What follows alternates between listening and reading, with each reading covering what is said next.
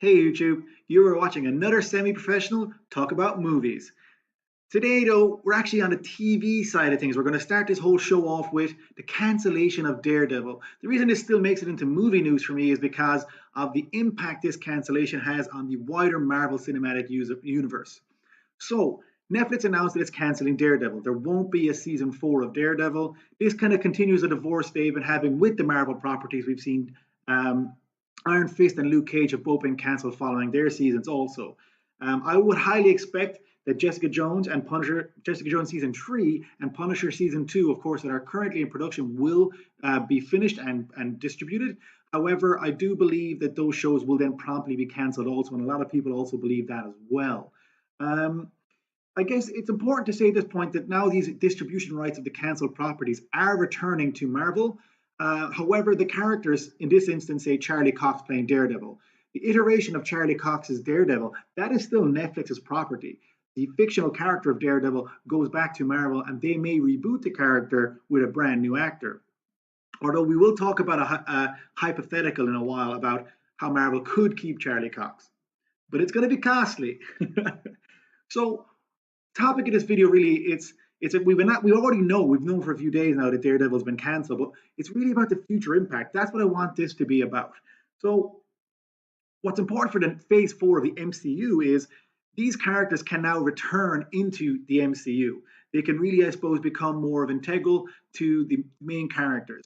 And why I think this could happen is because we already heard the Russo brothers mention in an interview that they were willing to write the Defenders into Avengers 3, Infinity War. However, they found it too complex on the continuity to make it work. Rebooting the characters, taking them away from the Netflix iterations, would allow you to write them fresh stories and introduce them to the MCU clean in Phase 4 as movie characters now that they've established a fan base in the TV universe. Because initially, these characters being B or C list characters wouldn't have had enough to lead a movie on their own, maybe be support characters, aka like a Falcon or a Winter Soldier, but not be lead characters. Now they could potentially have that. Daredevil, certainly with the success of his TV show, could potentially be a lead character in a movie going forward. You do have the trouble there, though, of course, of Marvel being more family friendly and Daredevil really leaning into a bit more violence than they might be happy with. So Netflix and Marvel have divorced. The properties are moving back, except for Jessica and Punisher.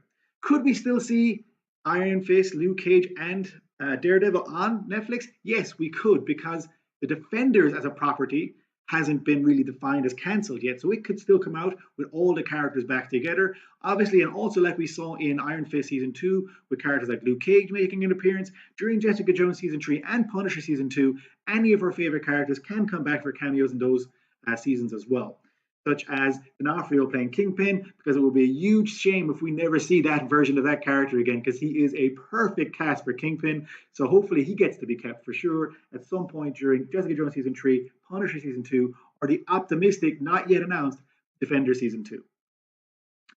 So in terms of these characters returning and the actors having the ability to reprise their role over at Marvel or Disney, how would that be possible? Well, there's only really one way that it's going to be possible, and is that Disney pay for it.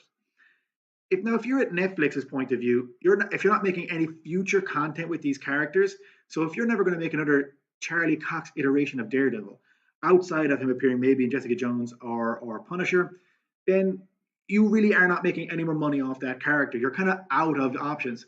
So selling him wouldn't be a bad idea. If Disney wanted to maintain the TV fan base and have an instant hype, because everyone would have hype for Daredevil as we know him now appearing in the MCU versus a rebooted Daredevil.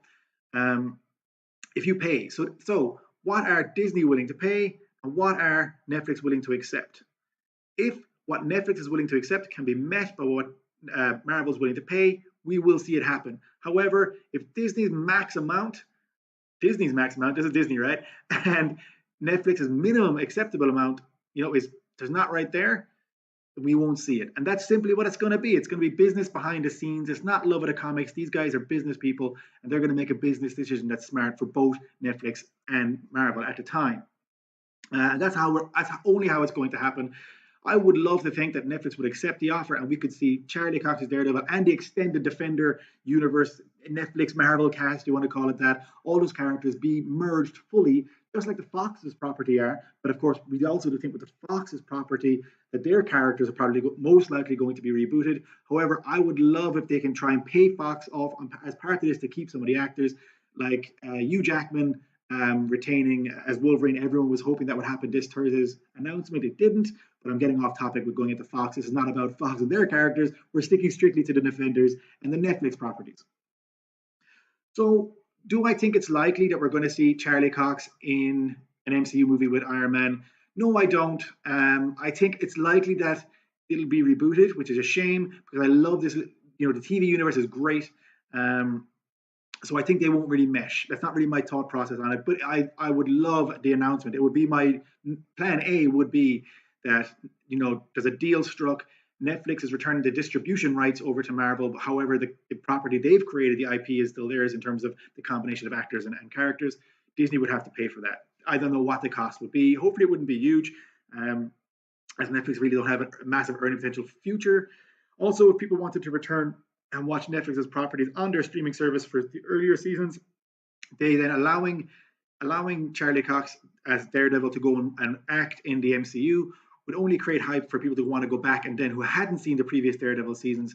Oh, they want to know more about Daredevil. He's about to be in a movie alongside Cap and Iron Man, and all our favorite characters. So let's now go watch his TV show we haven't seen before.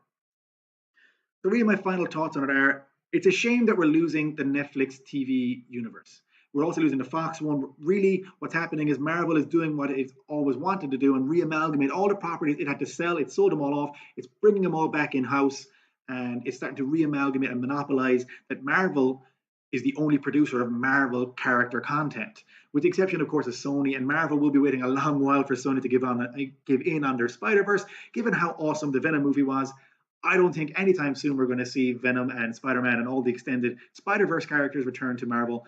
But everything else, it looks like, from the Mutants and Fox, Fantastic Four, and now it looks like the so-called lesser but TV characters in terms of the Defenders are going to return to Marvel.